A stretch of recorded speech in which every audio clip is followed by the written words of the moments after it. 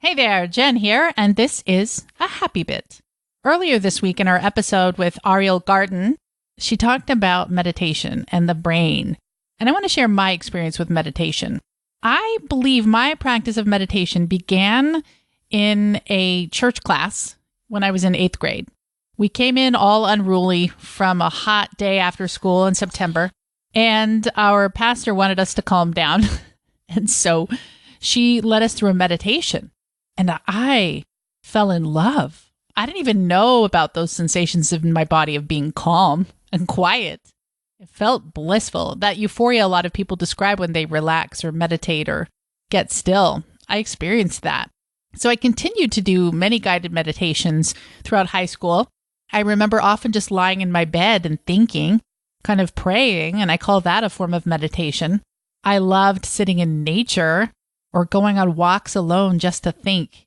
And the longer I've done all of this, the more I love it. I love long, juicy baths where I can just think.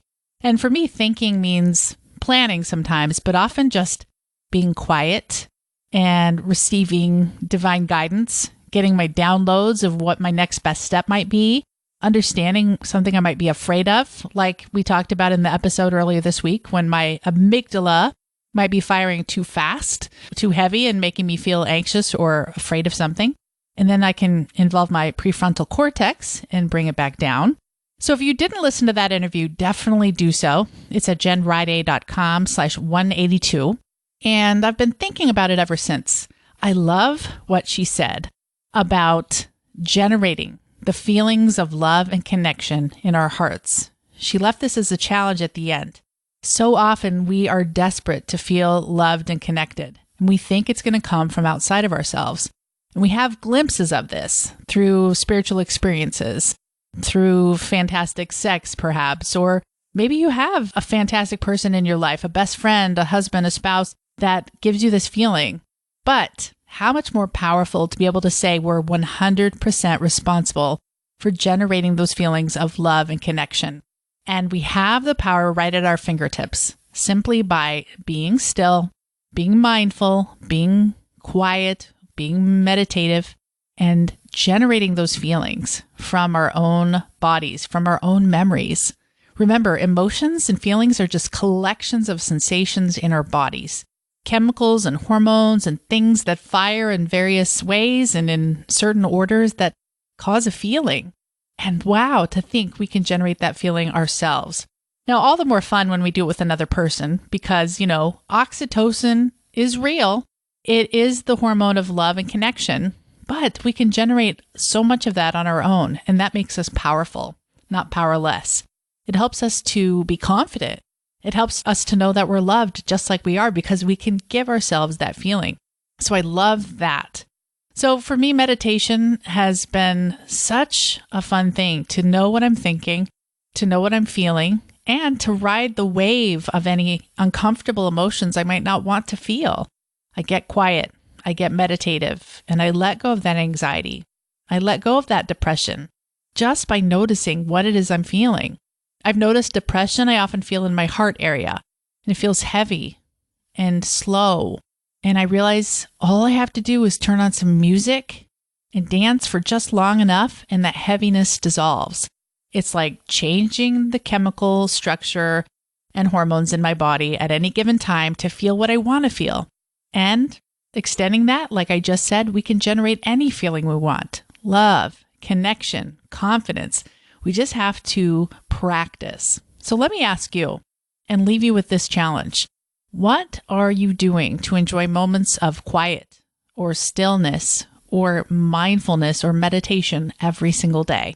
I recently read a book called The Compound Effect by Darren Hardy. And in the book, he describes how when we're saving money, we often don't realize what a big difference it's going to make. He gives the example of having a choice between having a penny, which doubles every single day, or having $10,000 right up front. Most of us would go right for the $10,000, not realizing that by the end of 30 days of doubling, we would have over $3 million, which is way more than 10,000. Well, the same thing happens with our practice, our daily practices. we invest a bit of time, 3 minutes, 5 minutes, quiet moments here or there, every single day. And after a month, 6 months, a year, 2 years, we will be a completely different person because we made that consistent investment.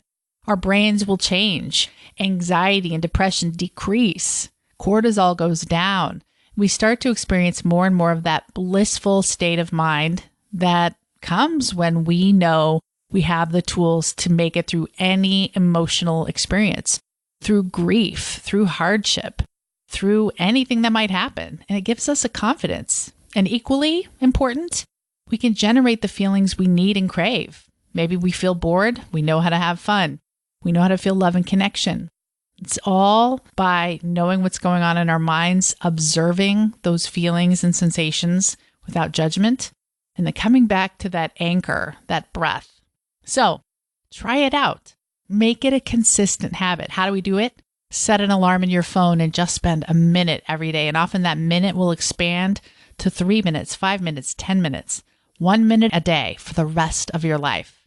Imagine who you will be a year from now, 5 years from now, 20 years from now, if you do this.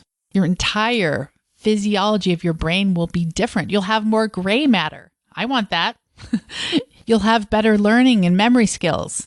You'll have greater focus and attention, all because you committed to 1 minute a day of stillness or meditation. So that's my challenge for you today. I am so grateful for all of you, and I wish you happy meditating, happy stillness. All my best. Take care.